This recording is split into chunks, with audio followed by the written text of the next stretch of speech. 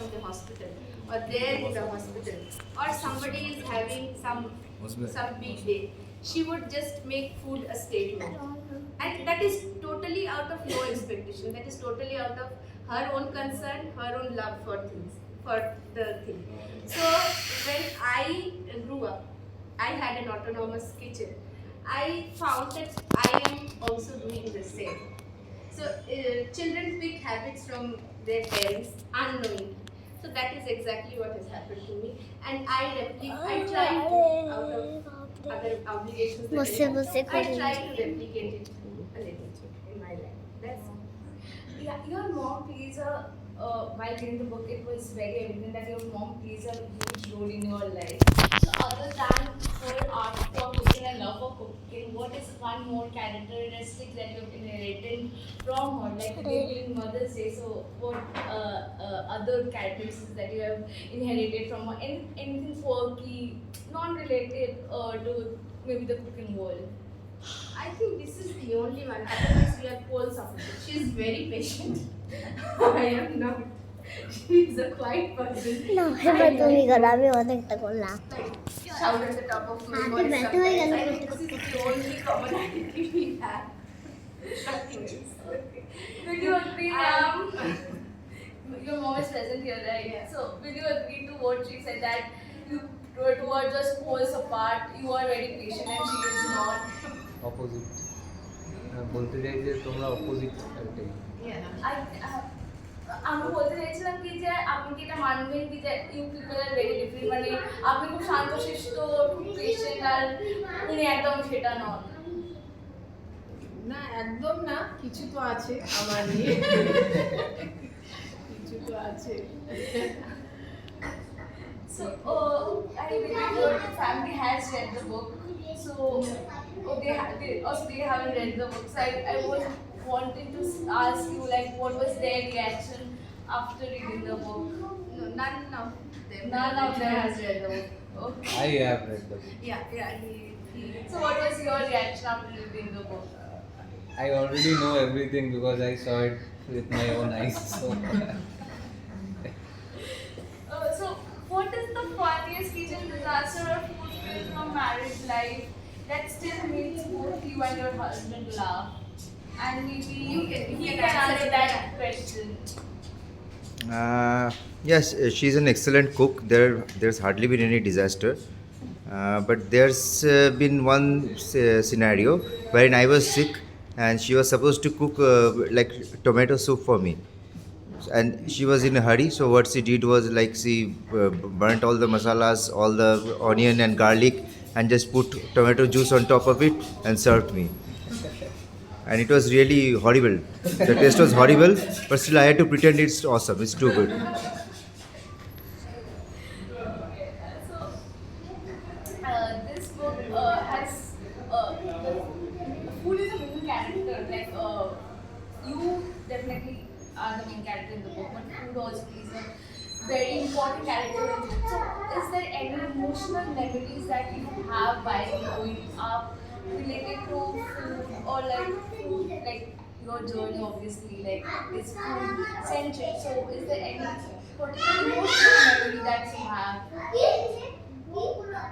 I think I'm totally and completely emotionally into food. One Mother's Day, I have gifted my mother and wooden piece where it says Mummy the Dhaba 24/7 open, and it is completely true. Whenever I have asked for it, like Mom, I want you to make this, I want you to make that, she has always been there. Okay, and I am just replicating this to my son also. Like he has made a request. He makes a request every weekend that.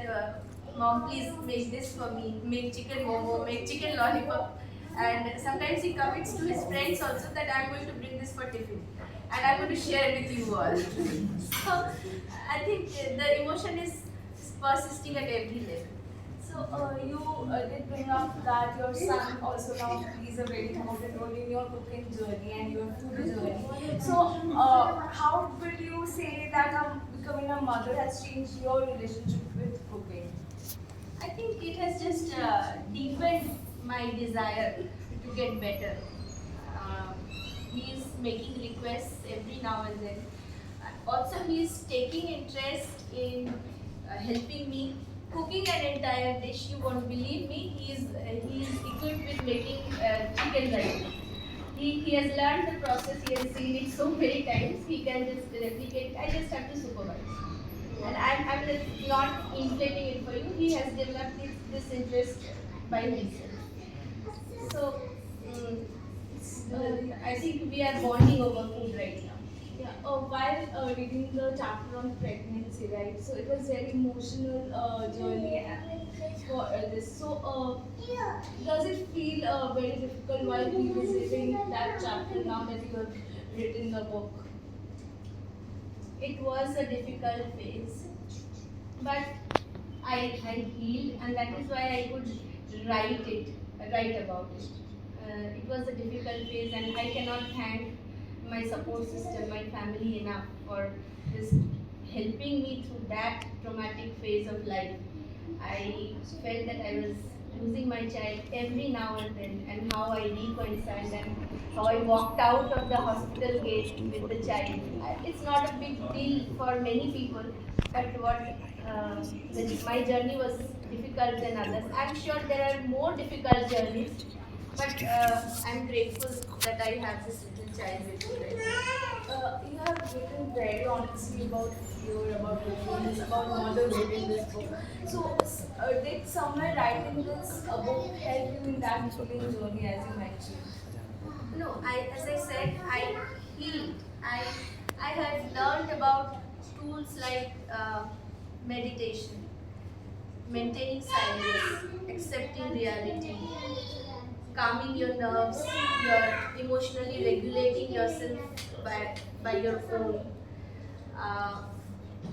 directing or channelizing your emotions, your strong emotions into something productive, naming your emotions and just letting them pass so that you don't react on them. All these things I learned, I implemented, and then I think I became a better version of my own self.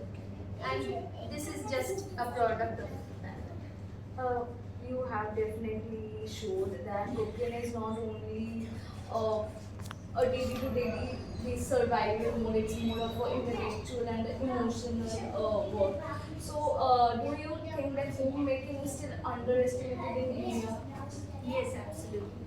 The fact that if a woman is not earning, she has to bind herself, bind her aspirations, her sense of being into a boundary that is much lesser than a financially independent woman. And this is only because of the mindset of the society, the majburi thing that we call. So she's made to give. She will give more if you give more. But with less, she's made to give more just because of this majburi of not earning and having the label of homemaker. But I think I'll be optimistic, we are progressing as a society. So we just need to get better with time. I'm not criticizing because change doesn't come in a day. But we need to get better with time. We need to respect generators much more than what we do now. So, my next question will be that so you have to dedicate a food to every family member, or in your family or support system. So what will be that one comfort food that you will dedicate them, or maybe describe your family members using a food item? I think my husband is that aloo seddho bhat, that comfort. And there is one person sitting there. Whenever my anxiety attacks that come at 3 a.m. in the morning, suppose you have a cold and that warm bowl of soup, she's the one.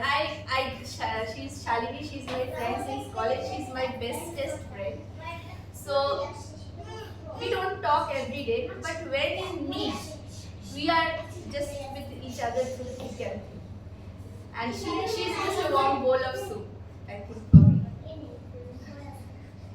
What about your son? My son is my son is a rasgulla sometimes, and sometimes like sometimes peri peri fries. Sometimes he's very hard on the taste buds, but sometimes he's so cute and sweet. He's a rasgulla sometimes. You've written about everything from biryani to fuchka and like about comfort food. So do you think that as people grow up, like the comfort foods changes with different stages of life? Yeah, definitely. When we were in our 20s, me and my husband, we thought biryani is the food. It's the comfort food. We used to make at home. We used to go out and order. And now, like we are aging. We are having gastrointestinal issues. We are having a more hectic schedule. So now we go out and we have dal and roti and we come back. And I'm sure when we go to 40s, we'll make some lauki in the house with some rice and we'll be like, this is it. This is what we live for. So like It changes. with time, Loki sometimes becomes the Yes, comfort. Lauki is the comfort food. Lauki is the food in your 40s and 50s. Trust me, your body says it. You did mention biryani, so there is a incident regarding biryani in the book. There are people who don't know about the incident. Would you like to share that incident with us? Yeah. So I used to be young. I had recently gotten married. So a couple of 3 or 4 on-point dishes sometimes made me overconfident. And one day I started making biryani. And I definitely lacked patience and skill. So I just put it in the pressure cooker. And it came out like a soggy rice with some chicken curry on it and some potatoes on it. And it was not a biryani, not a biryani at all. But then I was like, yeah, this is biryani, just have it, I'll get better. So you laughed it off, right? Yes. Yeah. So how much do you think that laughing at yourself in the kitchen is important? Very. Not just in kitchen, in life. I think you have to take the risk, make mistake, just laugh it off. Again repeat the mistake, laugh it off, but you have to eventually grow and keep doing new things, keep experimenting and keep feeling better about yourself. Because if you don't grow in life, you don't feel better about yourself. So after years of having an getting expertise in curries and complex food items, you had to start a khichdi for your son, and it got done around everywhere, as you mentioned. So, what did that part teach you? Was there a lesson on patience and purpose? So, what was that phase like? Like, oh my God, I know how to make curries, but now I'm having khichdi flying around everywhere. So, what did that phase was It like? taught me a very important lesson that even if you climb up, you have to come down. So this is a continuous process in life. So how much ever you climb up, you might have to come down and go through all the stages that you have climbed. But make sure you have the intention to just climb up again. You ended this book with saying that when you're born, you want people to remember you by the food you need.